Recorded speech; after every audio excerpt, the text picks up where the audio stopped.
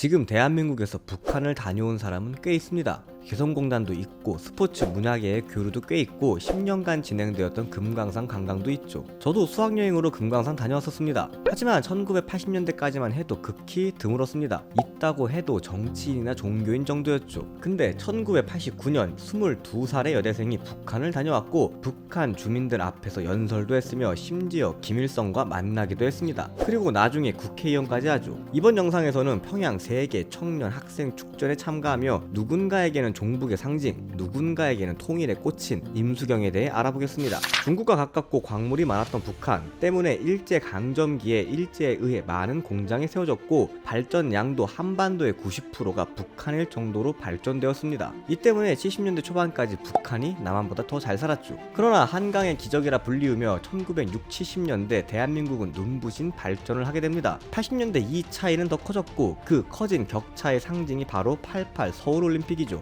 발전된 서울의 모습과 함께 사회주의의 맹주인 중공과 소련이 참가하며 사실상 남한은 북한과 체제 경쟁에서의 승리를 전 세계에 보여주었습니다. 이것을 보고 자극받은 북한은 세계 청년 학생 축전을 무리하게 유치하고 준비합니다. 1년 예산이 45억 달러 정도일 때 60억 달러를 썼죠. 이 소모성 이벤트를 개최한 이유는 단지 북한이 남한에게 지지 않았다는 것을 국내외적으로 표출하기 위해서였죠. 북한은 바로 조선 학생위원회 이름으로 남한 전국 대학생 대표자 협의회에 초청장을 보냈습니다. 당시 대한민국은 87년 6월 항쟁으로 학생운동과 자유의 바람이 불고 있었고 노태우 정부의 북방 외교로 사회주의 국가들과 수교를 맺고 북한과 대화의 물꼬가 트인 상황이었습니다. 대한민국 정부 측에서도 남한 대학생의 축전 참가를 긍정적으로 검토하고 있었죠. 전대협도 참가단을 꾸리는 등 축전 참가 준비를 진행했습니다. 그러나 89년 3월 문익환 목사가 정부와는 별개로 북한으로 밀입국하여 김일성과 만나 합의서를 주고받는 사건이 일어납니다.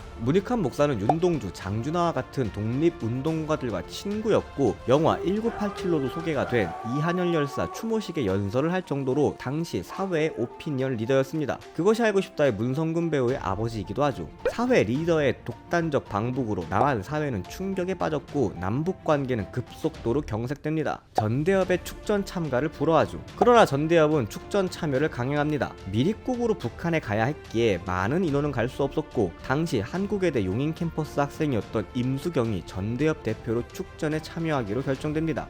밀입국 루트로 가장 일반적이었던 서울, 홍콩, 베이징, 평양 루트는 문익환 목사 방북 사건으로 막혀버렸죠. 그래서 도쿄, 서독, 동독, 모스크바, 평양 루트로 10일에 걸쳐 북한으로 들어갑니다. 이 임수경 방북을 계획하고 실행시킨 전대협의 회장은 후에 문재인 정권에서 비서실장까지 하는 임종석이었죠. 전대협은 임수경 방북 일정에 맞추어 한양대 5천여 명이 모여 평양 축전 전야제를 엽니다. 정부에서는 이 전야제를 막고 전대협 회장 임종석을 체포하기 위해 전경 7천여 명을 투입하여 전대협 학생 2천여 명을 체포합니다. 임종석은 도주하였으나 끝내 잡혀 징역을 살죠. 한편 북한에서는 임수경을 대대적으로 환영해줬습니다. 민족 통일의 열사이며 조국의 딸이라며 지켜세워줬죠. 북한 최고 호텔인 고려호텔에 숙소를 마련해주고 최고급 식단과 외제차에 기사까지 보내주며 국빈 대우를 해줍니다. 왜냐? 북한 체제 선동에 임수경을 이용하기 너무 좋았거든요. 그 기대에 부응하듯이 임수경은 방북 기간 동안 주한 미군 철수를 주장하는 남북 청년 공동선언을 발표하고 통일이 어려운 이유는 남한과 미국 탓이라는 연설을 이어했습니다. 북한에서는 이런 임수경의 일거수일투족을 생중계했습니다. 나이 든 남자 정치 종교인이 아닌 청바지에 티셔츠를 입은 발랄한 20대 여대생에게 관심이 쏠렸고 북한 주민들은 강제 동원이 아닌 자발적으로 임수경을 보기 위해 거리로 나와 임수경을 따라다녔습니다. 지금으로 치면 정상급 아이돌처럼요.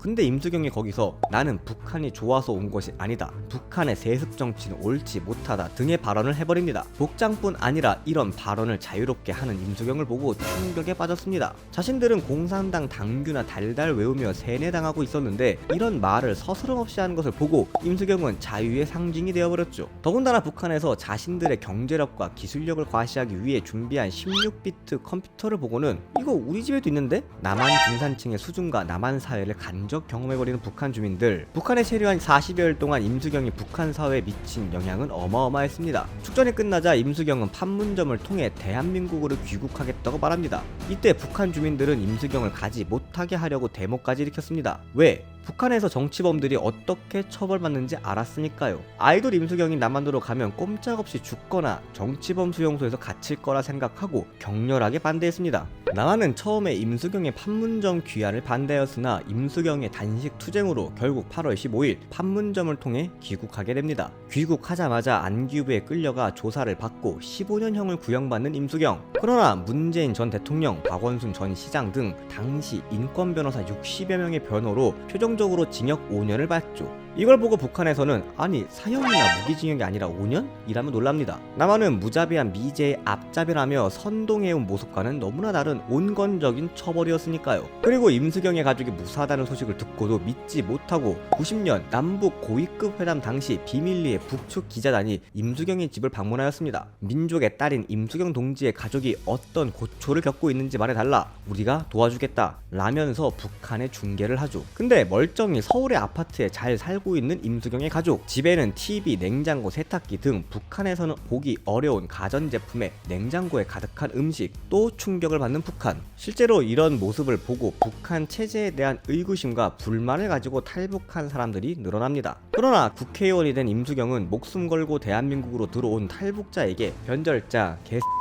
입 닥치고 살아라 등의 막말을 하고 민주당에서 손절당하고 맙니다. 이번에도 다 아시는 얘기 봐주셔서 감사합니다. 지식과 정보를 관찰하는 지식미어캣이었습니다.